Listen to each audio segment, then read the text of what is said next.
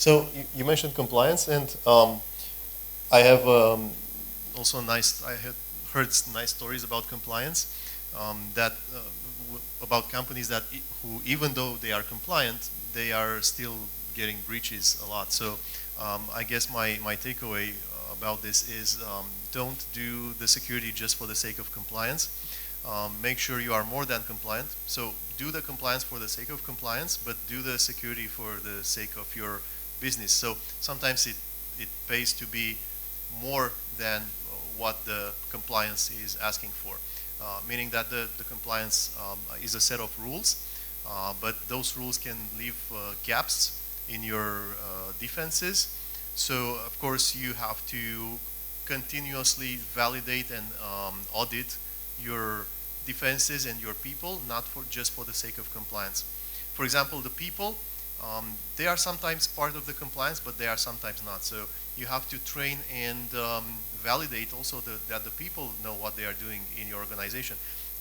So we have best practices which say you should send phishing, spear phishing emails to your own people, to your own suppliers, to make sure that your entire chain and your enterprise is prepared in the case of an attack. This is achieving two things.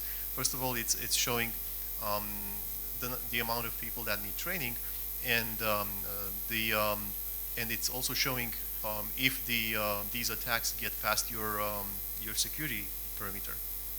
So this just reminded me of an anecdote. I don't know if it's true or not, but when sometimes the zero trust can also be breached, and I'll tell you what I mean. Too much zero trust is not always too good, because sometimes you need systems to be able to respond to events that happen with your organization, and your security teams need to be able to somehow control the zero trust. So you need more control on the zero trust than the average user has.